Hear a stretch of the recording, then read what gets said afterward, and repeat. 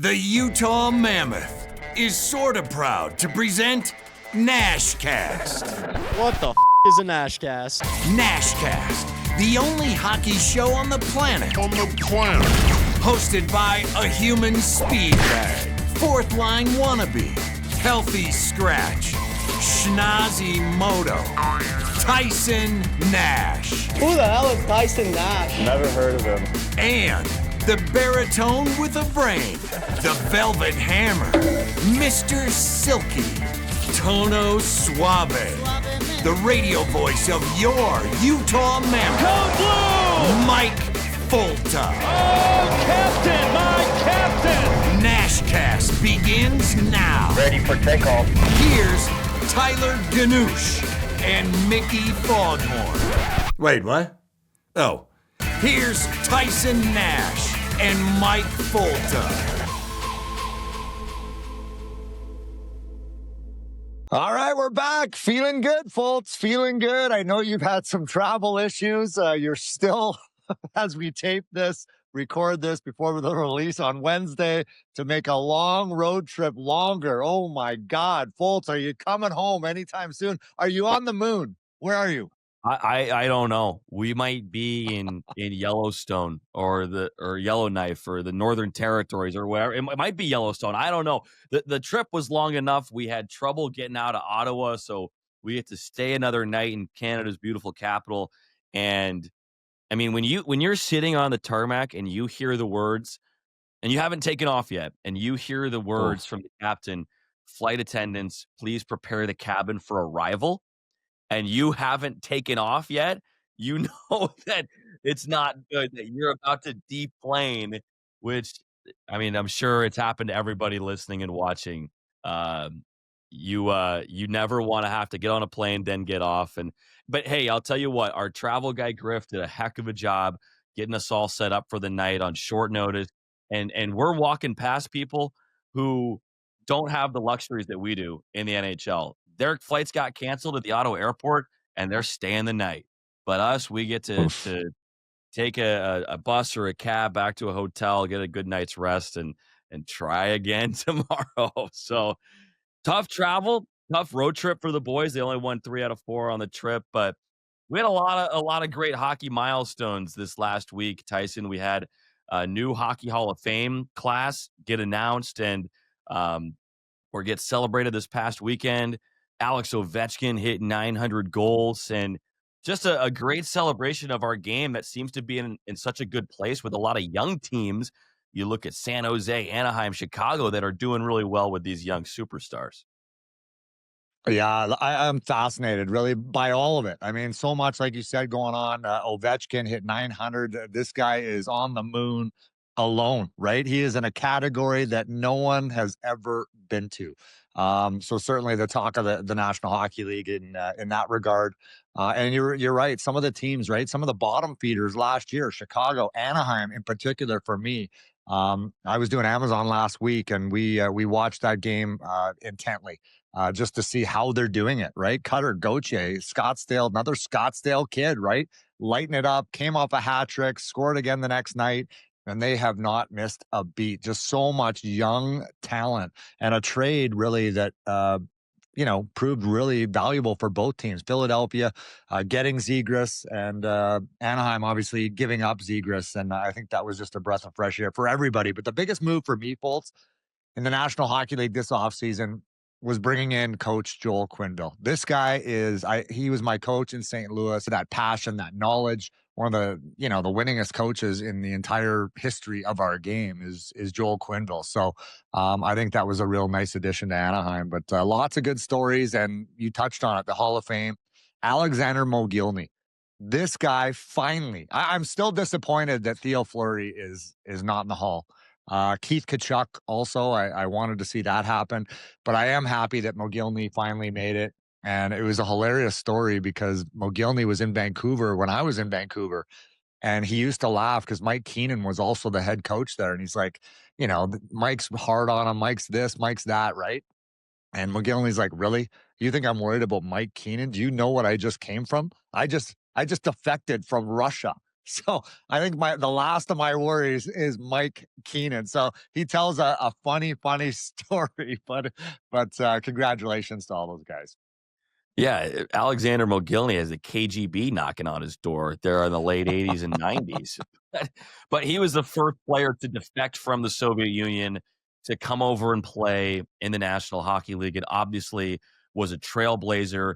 But he wasn't just a trailblazer. He was also an incredible player as well. Spent time with Buffalo, Vancouver, New Jersey. Won a cup with New Jersey, Toronto. 76 goals in 77 games for the 92-93 Sabres, Tyson. I mean, this guy was a human highlight reel, and he's a guy like I would love to have a beer with sometime, sit down with, and hear his stories. We're working on getting them on the show. I mean, we're grinding. I mean, we want Keith, we want Chara, obviously. So we're a little bit behind the ball right now, but we're working. We're digging in the corners. We're in the trenches trying to get these guests on the show. So lots to look forward to in that regard. But yeah, I mean, for me to watch Mogilny, front and center, to watch him in practice, like it was incredible. It really was. And he paved the way for the Russian train that came after him, right? I mean, you got Pavel Bure, who, landed in Vancouver as well. So, so much talent, as we know. It's, I'm kind of disappointed that politics has obviously gotten the way, that Russia will not, once again, they weren't in 4 nations. They're not going to be at the Olympics. I have mixed feelings on that, just because I don't think the athletes are the problem, right? I don't think you can punish the athletes because of what's going on over there. But anyway, that's for another day, I'm sure. It's just so much good hockey, as we know, right? I mean, you look at our team in general. I mean, we have look at our Russians. I mean, they're unbelievable. Imagine watching them at the next level, right? Which is the Olympics. And guys like Ovechkin, who hit 900 the other night against St. Louis, and guys like Nikita Kucherov. The Olympics are going to be amazing, but it's hard to say it's truly a best-on-best tournament when you don't have Russia involved, when you don't have the greatest goal scorer in the game involved. But also in that Hall of Fame class, you had Joe Thornton, you had Duncan Keith, Zdeno Chara, Jennifer Botterill, and Brianna Decker as well were in for players, and then Jack Parker and Danielle Sauvageau in as builders as well. So hey, we've been up in Montreal. Done. That rolled off the tongue, Folts. That rolled off the tongue, buddy. You are kind of in a French speaking in Ottawa, right? I mean, it's kind of half and half there. So I'm working towards my citizenship. I've been here long enough. You look at Jumbo Joe, Duncan Keith, those cups with Chicago, Zdeno Chara, like a dominant defenseman of his time. Those are all slam dunks, it feels like to me, Tyson. Yeah, 1,000%. I mean, it's a no-brainer. Again, though, I still want to see Keith Tkachuk, right? I mean, this is a guy that's got to get in. Jeremy Roenick, he gets in. I thought Keith would follow right behind him. And really, the other big one for me is Theo Fleury, just because, yes, I know that he's had issues off the ice, and, like we all have. I mean, I'm not going to, it doesn't discriminate, and I'm not going to throw stones when you live in a glass house. But Theo Fleury, I'll tell you what, he paved the way for all the young guys, right? And not the young guys, sorry, the small guys, right? This guy was tiny. Was he like 5'8"? And you look at the points that he put up. So then there's guys like Ray Whitney that believe, and Steve Sullivan that believe, right? I mean, now the smaller players are the best players in our game. Ultimately, you look at Clayton Keller. I mean, he's a tiny guy. He's 175 pounds soaking wet. And these guys dominate. And big reason why is Theo Fleury for me. But anyway, we had a big guy on the show, and Marty McSorley, honestly, one of the biggest personalities in our game. I can't wait for you guys to listen to this interview. Stories were flying. We had an unreal special crasher for Marty, obviously, the Battle of Alberta. Again, I know we had a ton of fun, and he had me belly laughing, Folts. Oh yeah, great interview.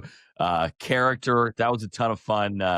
And yeah, let's go to it right now, Nasher. Let's not waste any more time, and let's get to your conversation and that fun interview with Marty. Welcome to the show, Marty. Thanks for having me on, guys. Nasher, who you with? I can't see. I don't have unless I put my cheater glasses on. That's Mike Mike Commodore. I haven't seen you in a while, Marty. Oh, Last time I Mike, saw you, I think how was. you doing, pal? Yeah, doing real good. I saw you in Phoenix a little while ago, and the time before that, I think we were up in Slave Lake together. A few years ago now, though. Mike, I've been to a ton of charity events with you. You do an awesome job. You really do. I enjoy going there with you. I appreciate that. You do a wonderful job, too. Hey, you want to start right at the beginning right away, or you want to go right to the Oilers? Well, I was just going to ask you, Marty, you come from a family, 9 brothers and sisters. Like, that is crazy, like crazy. So that's where you had to get tough just to get food at the table, I'm sure. But your mom, I give her credit to be the toughest McSorley of them all, to spit out 9 of you guys and girls. She might have been the best athlete of any of us, growing up and really taking all of us kids out playing baseball or tying our skates and taking us down to the old canal and the farm. And, she'd see the bruises and the scrapes and the cuts over the eyes, and she would just ignore them. Nasher, I got a great story for you. It was a Christmas Day. We used to sneak in the rink in my hometown. And the day after Christmas, the phone rang on the farm. My brothers and I up about 6:30 in the morning, getting ready to go to the barns to do our chores. The phone rang, and it was the rink manager, because there was blood on the ice, blood in the penalty box, and blood in the one dressing room. And he didn't know whether to call the cops. And my mom looked at us and said it was just the boys. Don't worry about it. I love it. Marty, I was, doing a little research, and obviously I know a lot about you. And one thing I think that you don't get credit for is I knew you put up some points, but 360 in 900 games, I was like, that's a point every third game if my North Dakota math is correct. But I want to talk, so you were undrafted, you played in Belleville, and then you played in, did you play in Baltimore? Was that in the America, or was it Baltimore? I got it here somewhere. Mike, Baltimore, yes. Mike, I had the pleasure. I made the NHL right at 20. Yeah. Obviously, I think it was a preseason game. They played Washington, and Scott Stevens had terrorized them the year before. And right away, right in the first period, right after him, and he and I mixed it up, and they kept me that year, and I learned an awful lot. I played against Theo Fleury, Gilbert Perreault, so many great players.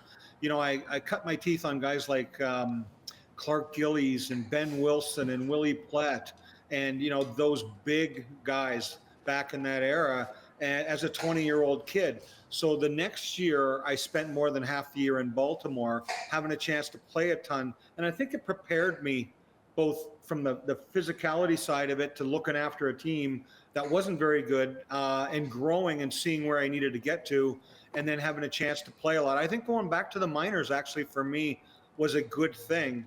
And then I got traded to Edmonton, and my whole world changed. It was an awakening.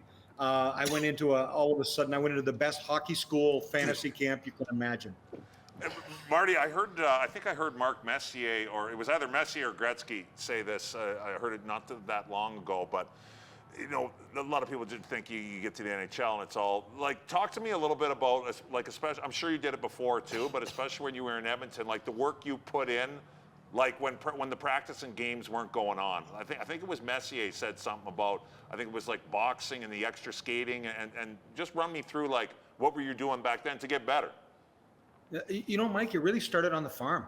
Okay. I mean, I'd race home from school, and I'd grab my skates and sticks, and I'd head down across the road, go down to the canal, and skate on the frozen ice. And if I was there, my dad let me skate. If I went up to the house, I was going out to the barns to work, and so it was just, for me, it was natural. I'd much rather go and skate and put the gear on and go. In the summer times, my brothers and I, if we could get a rainy day on the farm, we'd go into Hamilton and play shinny with all the guys that were going off to OHL camps. And it was really awesome. So when I went to junior, I already had my grade 12, and the guys in the rink in Belleville would let me go on in the morning for 2.5 hours by myself. And I really felt the improvement. I really felt like all of a sudden the OHL wasn't too big of a step for me. All of a sudden I could play. Thank God it was an expansion team. I had a chance to go there and play, in that monster rink that they had in Belleville at the time, 100 feet wide. Oh. And then when I went into Pittsburgh, again, then you play, you make mistakes, you get burned by Gilbert Perreault, like where did he go type of thing.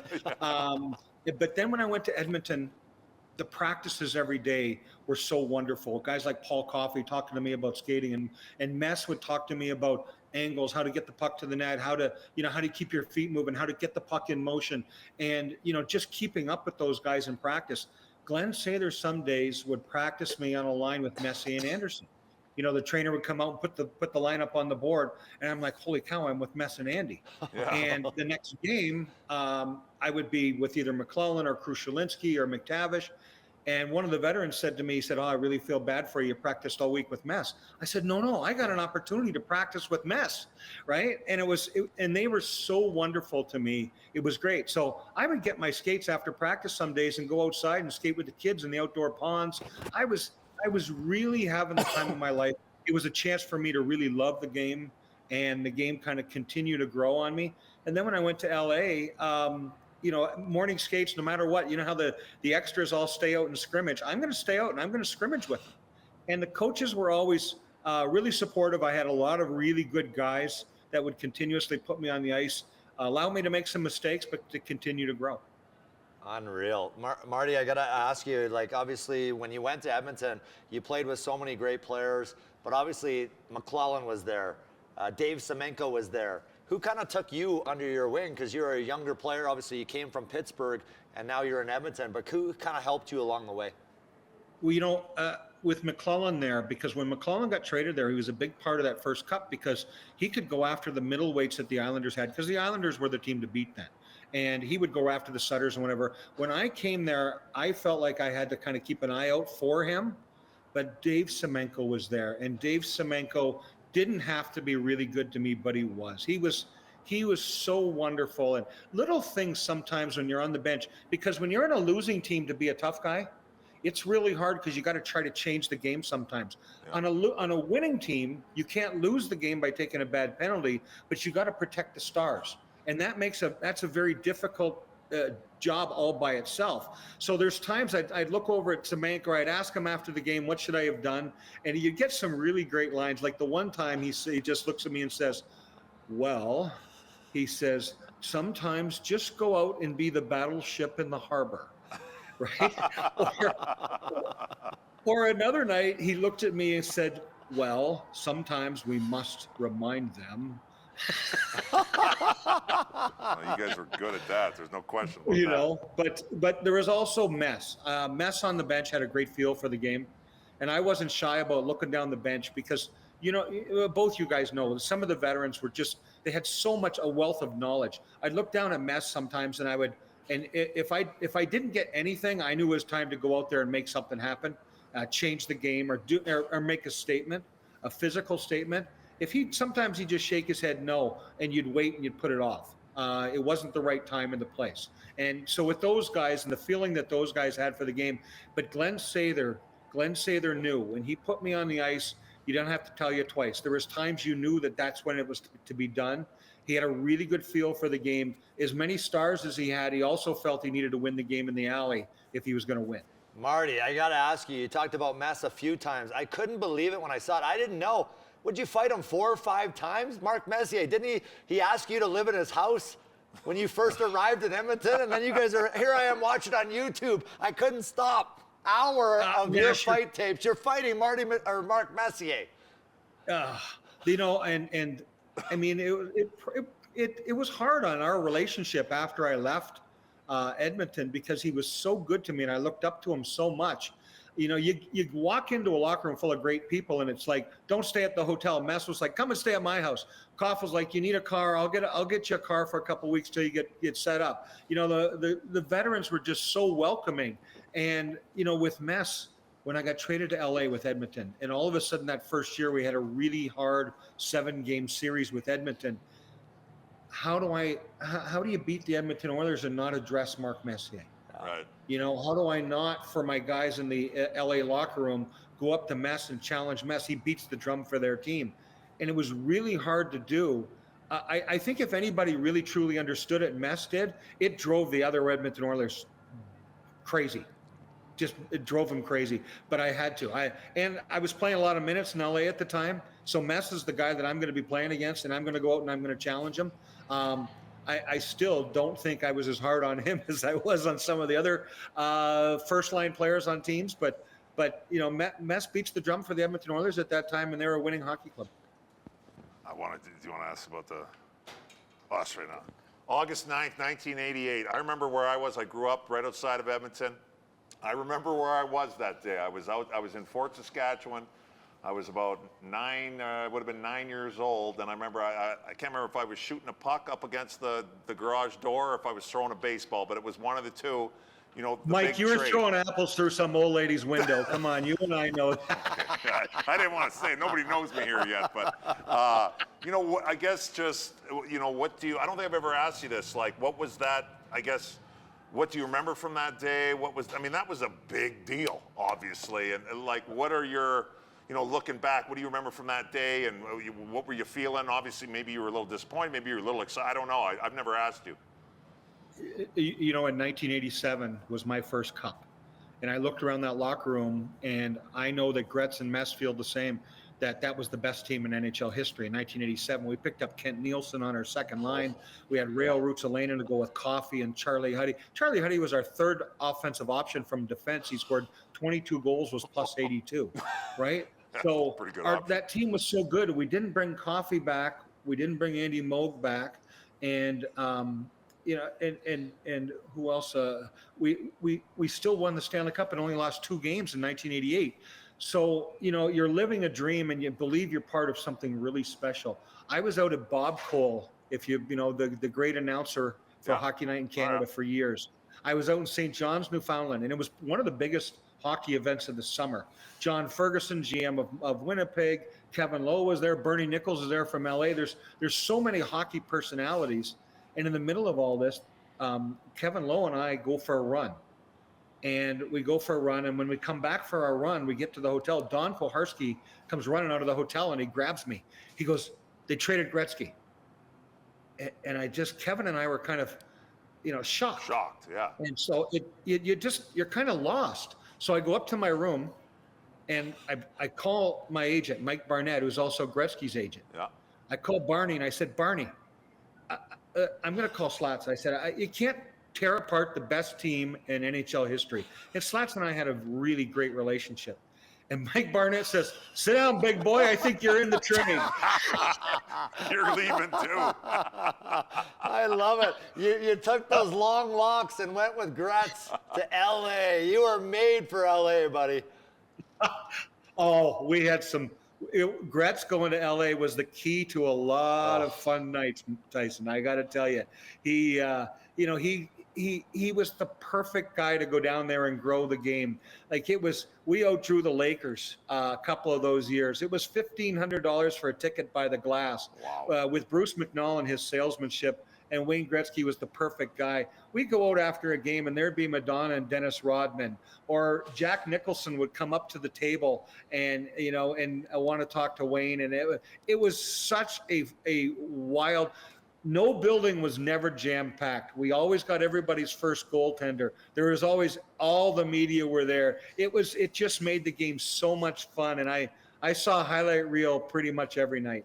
Unreal. Well, I mean, that was your job, right? I mean, did Gretz have a say? He must have. If I'm getting traded, McSorley's coming with me because he's my bodyguard. That was kind of your role. I mean, you took care of everybody, but certainly 99 was top of the list. You know, Tyson, he understood how big a job he had, much bigger than I did. And I think, you know, if he could have got Messier or you know, Grant Fuhr or one of those, he would have obviously taken them. But I think that he felt Peter Pocklington. I know what Wayne said to Bruce McNall. He said, Glenn Sather was supposedly saying, "No, Marty's not in the deal." And Wayne said to Bruce, "Send them the check. They'll cash the check." Look at these guys. I don't know if you got it on TV, but that's a young McSorley. Look at the pipes on you. And a skinnier Wayne Gretzky. Holy. Oh, no wonder Tyson, why you had to protect him. I'd still be chasing you around. Hey, Marty, I got to ask you a story. Daryl Sador, an old teammate of yours, told me a story. I don't know the entire thing. He said, ask him about Alex Zitnik. He said he was having a rough night. He said someone was picking on him one night. He's like, Marty. I don't know who it was. Tell the story. we were in Detroit, and actually Barry Melrose told us at a dinner, and I'd even forgotten about it. We were in Detroit, and Alex was on the bench, and I loved Alex because when Alex came over, he was a 19-year-old Russian, and his dad came to me, and his dad was really shook up. He gave me a little Buddha doll, and he said, in broken English, look after my boy. And, that's just so special. Right? So we're in Detroit, and Alex hits McCarty hard, and Alex could hit. And he's on the bench. He goes, Marty's, McCarty, he's going to kill me, McCarty. I looked at him and I said, Alex, it's not McCarty that's going to kill you, it's Bacardi.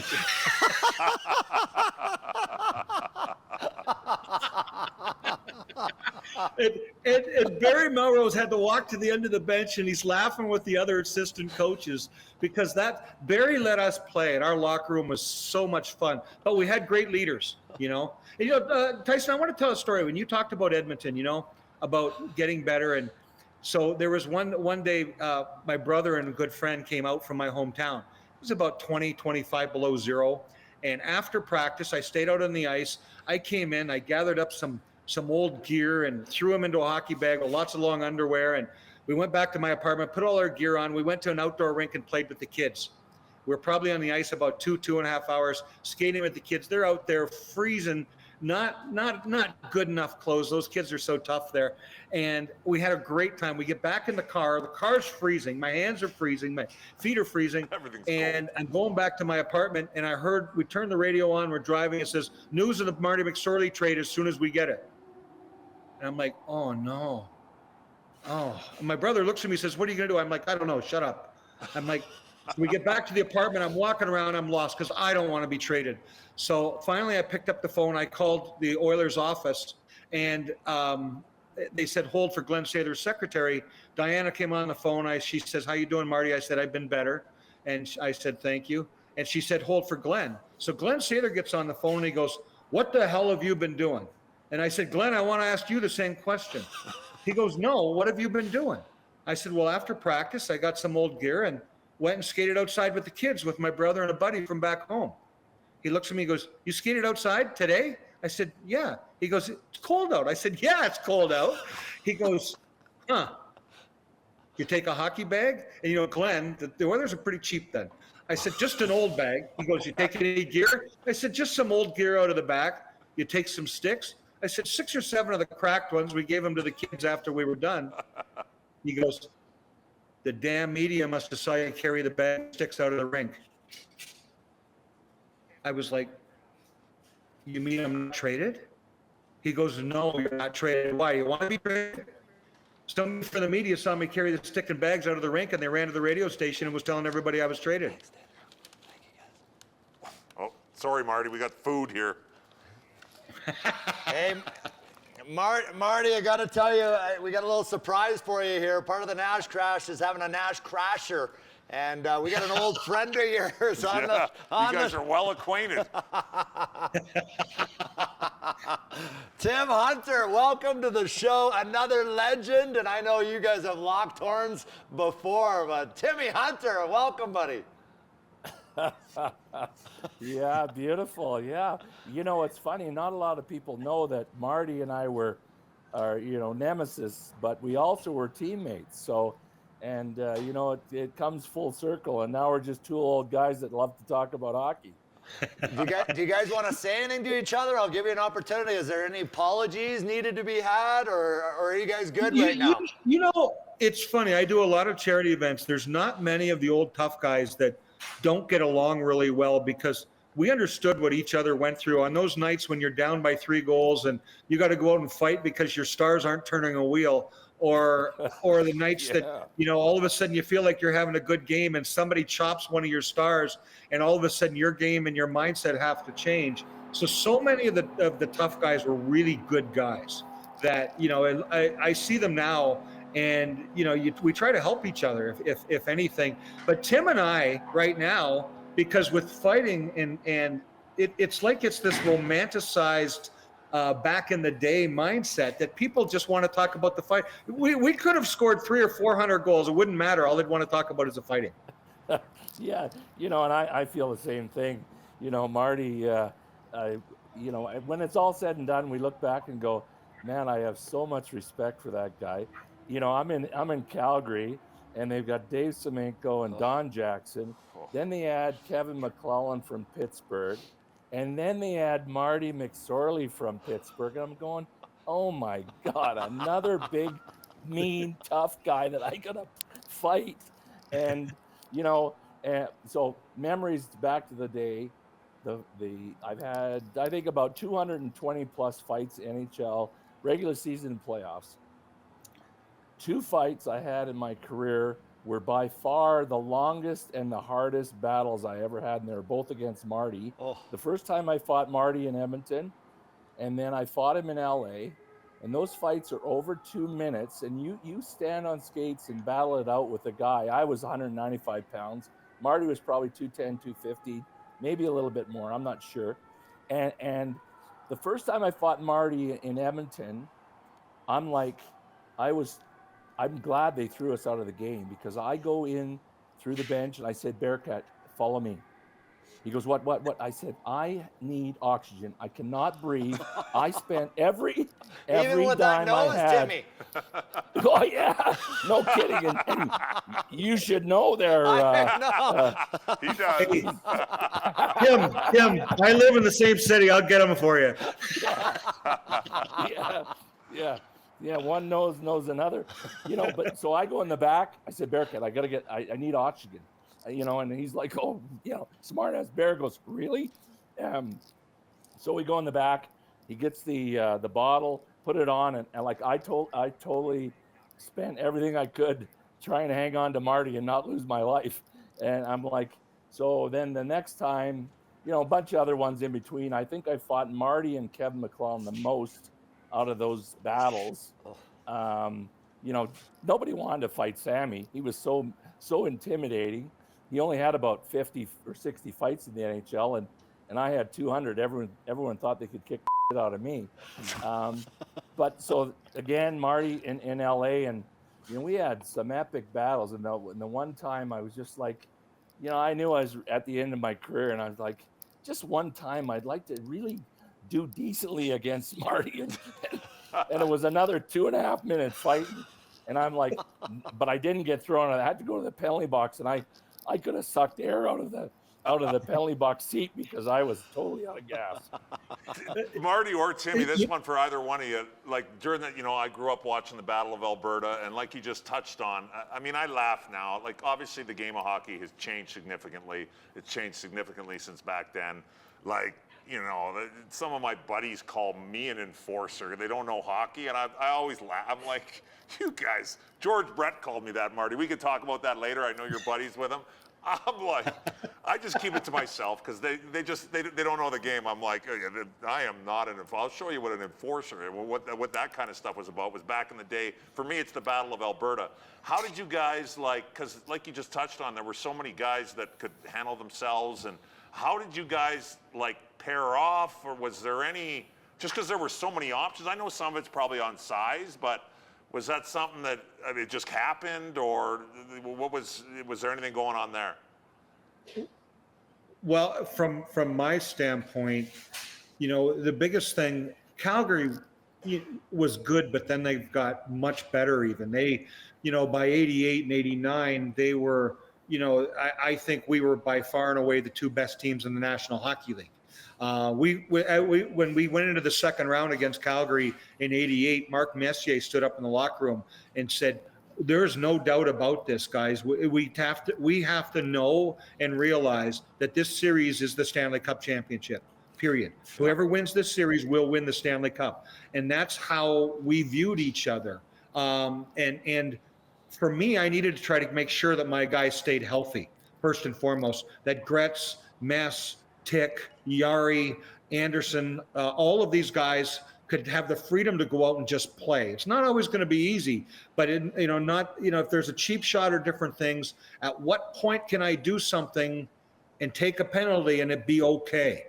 And those were the things you had to balance. And then there's a time when you say, okay, I'm going to go to the top of the food chain. I'm going to go up to Tim Hunter and we're going to fight to try to make a statement here. So it's a real balance because, guys like Joel Otto and Poplinski, if I can give them a shot, I'm gonna.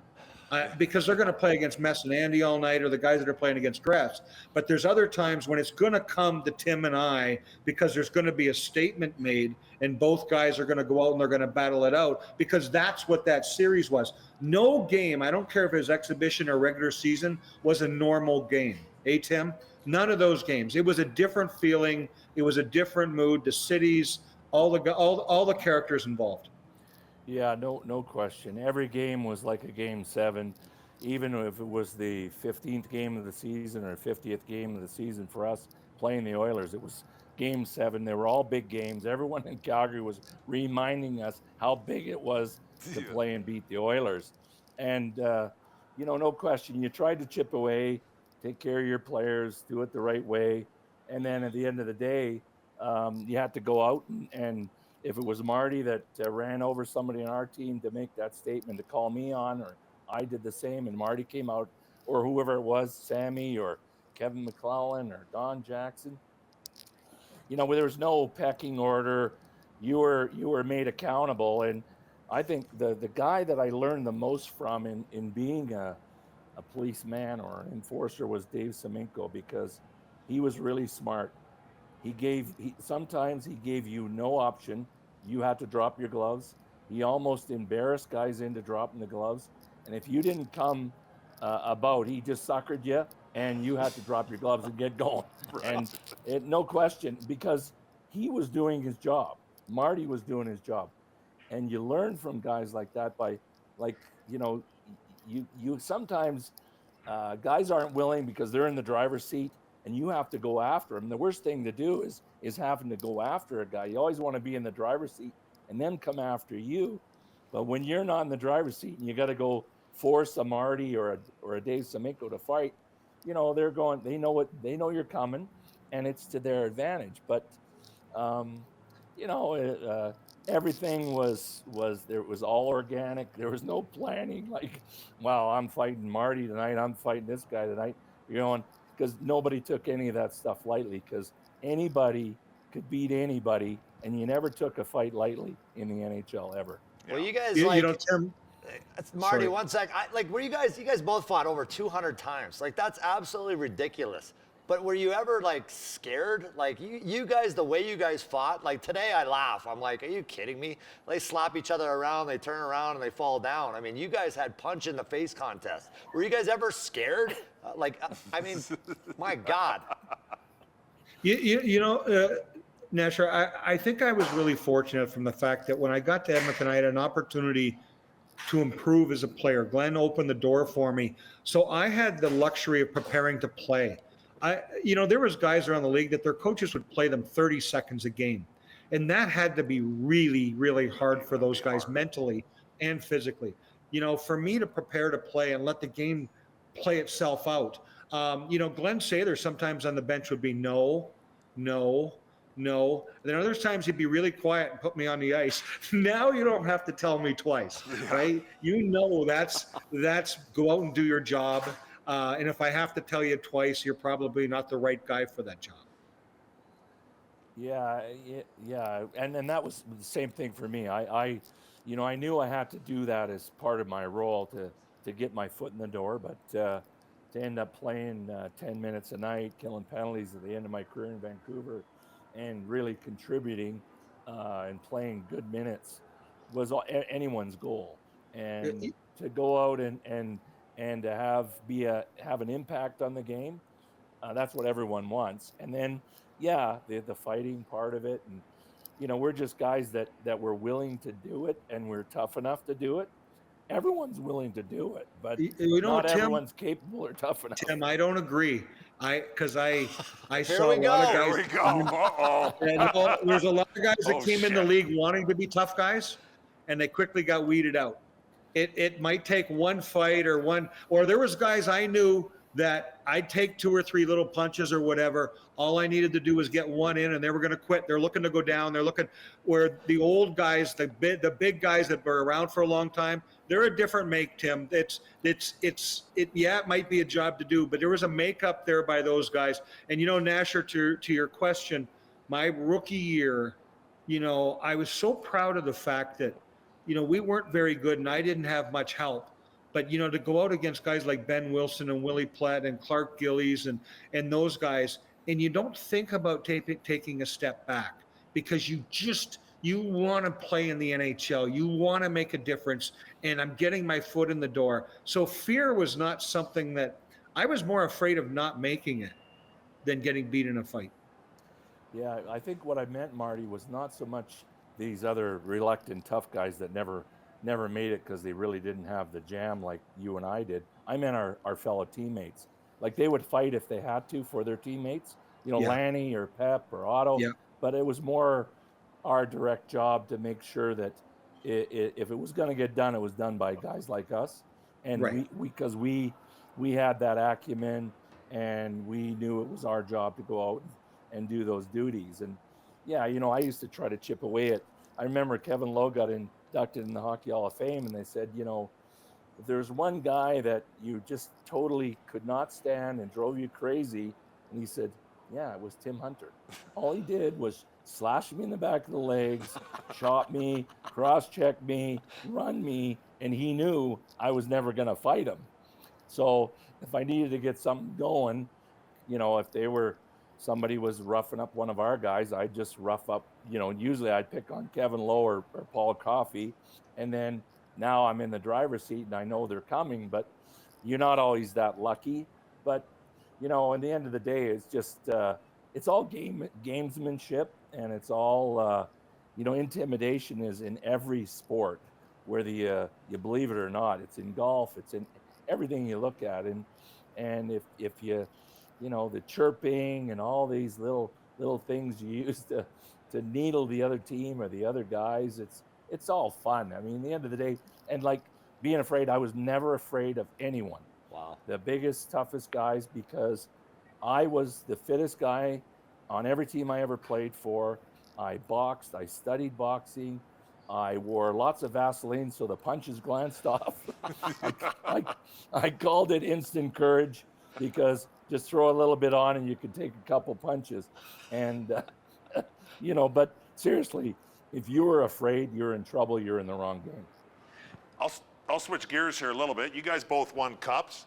I'll throw it to both of you, but I'm the only guy who didn't win a cup. The only cup I won was this one. Holy shit. Loser over here. Thanks for bringing That's a little one. That's a replica. It's actually a peanut shell and rubber band. Marty, I'll throw it to you first. Like, just, what would be, I'm sure there's lots to pick from, and what would be like a memory from one of your cup runs or something that stands out in your mind when the word Stanley Cup comes up?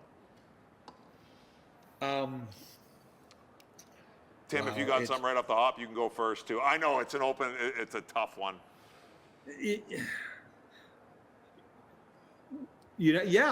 So my brothers, this is stuff that goes on around the cup. Yeah. Because we're playing Philadelphia in a 7-game series. So we played in Philly in game 4. And then we flew out after the game. Well, I had 3 brothers in Philadelphia with a few guys from my hometown. Well, they went out to the bar, and one of the other guys from my hometown started a big fight. And then my brothers all got involved. My one brother got a bottle broken over his head, and they were all in a big fight. And I hear about it later, and I'm like, really? And I said, there's no names in the paper or anything. So we go back for game 6. Now my brothers decide to go back down. Well, we go in for the pregame meal after our morning skate. The extra guys come in, and Mark Messier said, hey, where'd you guys go last night? Because there was no chance they were going to play. They weren't on the roster. They were extra guys. And they said, well, we went to go to the bar, but they wouldn't let us in because they said our team started a big brawl after game 4. And so I'm on the ice in game 6 in Philadelphia, face off to the right of Grant Fuhr. I'm in the right wing, inside position to the face-off to the right of Grant Fuhr, and there's a big fight break out in the stands. I skate into the middle of the circle, and Ronnie Asselstein said, "What are you doing?" I said, "There's a big fight in the stands." Ronnie goes, "Yeah." I said, "I got 3 brothers here." So Ronnie Asselstein and I are standing there, Game 6 Stanley Cup Finals. We're looking in the stands to see if it's my brothers that were in the fight. So after the game, Mess comes up to me and he goes, "You might want to tell me that story about Game 4. He says, "I keep hearing rumors." I said, "Another day, Mess, another day." Yeah. All the stuff that happens behind the scenes. I think one of my most indelible moments was in '86 when we went to the Stanley Cup Finals against Montreal. So they, up until, when we won the cup, they used to have a Stanley Cup luncheon in one of the teams. I think it was the team that was the had home ice advantage. So they had the Stanley Cup luncheon in Montreal. It was in between games, and we're in Montreal, and they have there's 1,000 people stage, and they got us in the back, and they're going to introduce us. We're all lined up. They're going to bring us out in their head table, and they got all the Canadians there. They're going to introduce all the Canadians. Well, before they introduce anybody, they introduced about 15 Montreal Canadian Hall of Famers, and it takes like 20 minutes. We're standing there going through forever, and down the list: John Belvo, Cornway, Henri Richard, Kindred, and all these guys, and then they get to the Montreal Canadian players, and they go down the list, and they've got the Selke winners, Gainey, Carbonneau, all these guys, Larry Robinson, and they get to the Calgary Flames, and so we're about 40 minutes in, and we're still standing waiting to be introduced. It took them 5 minutes to introduce our whole team. Just boom, through. Number 2, Al McGinnis. Number 3, number 4, number 5, Dana Mercer. Boom, boom, boom, and up we went. And we went. Now, is that intimidation? They treated us like a piece of crap, and from then on in, we're like. So when we played them in '89, we're like, no Stanley Cup luncheon, not happening. Cliff Fletcher's like, we're not going through this again, and we're going to make sure we win this time. In Game 6, we went to Montreal. Everyone we knew we were going to win. And that's an amazing feeling when you just know you're going to win. Nasher, when 87, we lost in 86, and Montreal won the cup in 86. They played Calgary, and right at the start of the season, Montreal, Mila Mulrooney, the Prime Minister's wife, had a really big charity game in Ottawa right at the start of training camp. And Glenn loaded up the plane and took our team in, and we knew Glenn was dead serious. And we beat Montreal like 7-2. They had won the cup the year before, and we were flying. And you could just get the sense that when we had lost in 86, after they had won in 84 and 85, and then Glenn Sather, before the season started, he said, "Guys, I'm going to give everybody a gold-plated shotgun. This is the goal. This is the goal. Fewest losses in the history of the NHL. That's our goal for the season." And he set the bar so high. And then in February 1st, he called the team together and said, "Guys, you have 30 days. 30 days to get your teeth fixed, 30 days to get your car fixed, 30 days to do whatever you need to do, because March 1st, you're mine, because we're going to play till June." And the focus that year, when, Tim, when you're with a team that truly believes they're going to win or is very capable about winning, and the goal and the mindset there, Nasher and Mike, was so much different than any other year. It was super impressive and fun to be a part of. And so once we got into the playoffs, it was like we win the first round, and it meant nothing. It meant nothing because it wasn't what we were there to do. Wow. Impressive. I'm going to again change gears, guys. I played for the St. Louis Blues, one of the best alumni in the National Hockey League. And I know it ends bad sometimes for everybody, and you know it ends, right? The door closes, but for you guys, Tim, I know your alumni there with the Calgary Flames is super special. Kami's a part of it. I follow you guys on social media. I see some of your locker room stuff and the conversations you have. But how important and how special is that to both you guys? Well, for me personally, it's a great extension of your hockey career. I never worked a day in my life. I played hockey and coached hockey. I coached in the NHL for 15 years. I was paid for 17 years. I got a couple of years where I was, collecting the check, sitting at home, but it was fun. Then coaching the WHL and to be part of the Flames family is what we call it. They treat everyone like family. We have a great relationship with the Flames ownership. We get invited to the start of the year barbecue with all the Flames players, their wives, all the management ownership. A couple weeks ago, we had lunch with all the players, about 20 of us, alumni, 3 or 4 at each table with 4 or 5 players. And they like this mentorship kind of thing. Guys can pick your brain if you've got ideas. And we don't talk about power play or penalty killing. It's just, life skills and things you go through and things you experience. Tell some fun stories. I've coached some of the Flames at World Junior and in the WHL. So I know lots of guys. So you get that relationship. And it's really a nice extension. It's fun to be part of. I tell a lot of people, I never thought I would ever be a hockey fan. Because when you're a player and then you become a coach, you're inside, the ins and outs, and it's kind of it's different transition to become a fan. I'm a huge fan. I love hockey. I watch tons of hockey games. Mind you, right now I got the Blue Jays Mariners on. That's okay. That's okay. That's allowed. I am a Mariner fan because I played in Seattle. Yeah, Seattle, and yeah. My wife's from Seattle. So just to have that connection, the work that Lanny, Colin Patterson, Dana Merzen, Joel Otto, Jim Poplinski, all these guys did before me, and I come back 40 years coaching and playing in the NHL and land in this beautiful environment of the Calgary Flames alumni. It's a real thrill to see the work that they do and to be part of in the community. And we got the young up-and-comers like Kami coming along, and when you're 65, you don't blaze down the wing like you did when you're 25. Not that I ever did blaze down the wing. Marty, how about for you?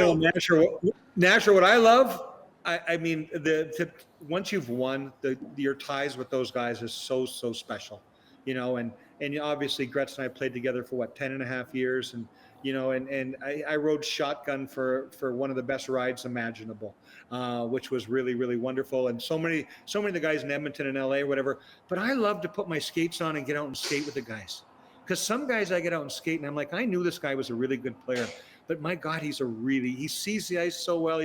Because the little boy in me, I get out and I get skating with the guys. And that to me is so fun. And I really do think the NHL guys are the only guys that we never retire. We just change leagues. The guys all play as long as they possibly can. And I love that about so many of the former players. Yeah. Oh, yeah. Actually, I have that written down. I got this big donut all over my notes. Did you guys ever, any experience with hockey in Utah here? This is my second time here. I played against the Grizzlies, but I never played in Utah in the American League. And then I was here for a game last year, but this is my second time here for hockey. Do you guys have any experience here, hockey-wise? When my first year pro, I played in Birmingham, Alabama. I saw that, the CHL, yeah. It was called the CHL, the Central Hockey League, and it was great because you flew everywhere to play Birmingham, Wichita, Salt Lake, Oklahoma, Tulsa, Indianapolis. And most of those guys in the early 80s were transitioning out of the WHA, the guys that didn't play for, Edmonton, Quebec, Winnipeg, Hartford in the WHA. So it was really good hockey. And Salt Lake had a team, and they had St. Louis Blues was their farm team. was their NHL team. They're the farm team in St. Louis. And you had Joe Mullen and Lane Vigneault and Claude Julien. All those guys were all the same age, and they had great hockey. And I mean, the only problem with going into Salt Lake was you couldn't go out to a bar after the game because it was a drop. That was the only problem. Tim, let me tell you, I've been It's here for changed. 4 nights. It's changed, Tim. Don't worry about that anymore. The bars are open. Yeah, he's well hydrated, boys. That's all I know. If there's one guy that could figure that out, I know it would be you, Tom. It's okay now, Tim. You can come back. All right, buddy. Hey, my experience in Salt Lake City, my only hockey experience is I went there to shoot a movie, Six Below. I played a hockey coach. I was on the ice. And actually, I played the coach of the Boston Bruins who were playing tonight. So that's my only experience in Salt Lake City, as being part of the movie Six Below. Wow. Well, we can't thank you guys enough, boys. Thanks, guys. I loved having you on. Again, big part of my childhood, both you guys. Too. The way you guys would lock horns. Thanks for making us feel old there, Nash. Oh. Hey, I'm here all night. That's what I did, boys. I was your grandmother's favorite player, right? Yeah. I love it. You guys are two of the best, and I'm sure all of us will be at the next charity event somewhere down the road. So we appreciate you guys. Thank you. You bet. Thanks for having thanks us. a lot, Thanks, guys. Yeah, Good seeing you guys. chatting See you, Marty. Tim. Well, there you have it, folks. I mean, again, right? The old school guys and how they function, the stories that they tell, the hockey that these guys played, the battles, him and Tim Hunter. I mean, I just love that. I think he was really honestly surprised at Tim Hunter joining the show. Very gracious Tim was of his time, and some of the stories, right? And the battles that those two guys had. I don't know how many times those two guys fought over the years. And I know at one point, Marty McSorley tried to gouge Tim Hunter's eye right out of his eye socket, right? So you just love those old school stories. So again, another great interview, Folts, in the bank. And that's what makes our game so great is those guys who were mortal enemies for those moments on the ice can laugh and talk about it after the game and after their careers as well. So a ton of fun. I did want to ask you, though, before we cut out, Tyson, because we were talking about the Hall of Fame earlier, and we had some great guests on just now. But when you think of players to make the Hall of Fame, I'm curious your take on how important it is to win a cup for a Hall of Fame resume, because so many great players have great resumes but don't have the cup, right? And it seems like it's almost a prerequisite to make the Hall. But where are you at on that? I'm with you. I do. I truly believe that you have to have a massive impact in some way, right? Like a Theo Fleury, as I've beat to death already on this episode, but the impact that he had, and I think you have to win. But then you look at a guy like Chris Osgood. What's he got, like 4 or 5 cups, right? And I don't think he's ever going to make the Hall of Fame, but should he? I mean, I think he's got to be in the conversation, right? And I guess that's the knock on some of these players, like a Jeremy Roenick and like a Keith Tkachuk, is they never did win the big trophy, right? So I think that hurts them a little bit. 500 goals is pretty much automatic. It really is. And then it's hard because you go back and you make comparisons, right? You look at the Sedin twins and you're like, okay, these guys got in, but then if they got in, I mean, you could legitimately put Ray Whitney in the mix and a Shane Doan in the mix, right? When you compare numbers upon numbers. But I don't know how they choose. I also know there's been a changing of the guard with the Hall of Fame as well. They've replaced some people, and I think it's time, right? I think you got to change and get some new blood in there, some new eyeballs on who they bring in, and they do a fascinating job. And our game is just so incredible. It's a really good place right now. Yeah. Well, and that is the thing with the Hall of Fame is there are always going to be people left out and always going to be great players that don't make it in. But congratulations to the 2025 class. Utah Mammoth will try and turn it around tonight. If you're watching and listening to this on the day it releases, Wednesday, home against the Buffalo Sabres. Nasher, you are coming to Salt Lake pretty soon. You're going to be around for another Nashcast. Yeah, parachuting in, Folts. First of all, get home safe, buddy. I mean, get. I don't know where you are, Alcatraz. Get out. I know it's snowed. It's colder than I don't know what, but I don't miss it. I can tell you that as the sun shines in here. It's almost too hot in my little office here. So get home safe. But yeah, I mean 1,000%. Let's get the Mama too up and running again. The great start they had. Now is the time, right? You don't want to get too negative, but they're coming home. This is when you need your leadership group to really step up. They've lost 3 in a row. I think they've lost 5 of their last 6 games, I believe. I think you said.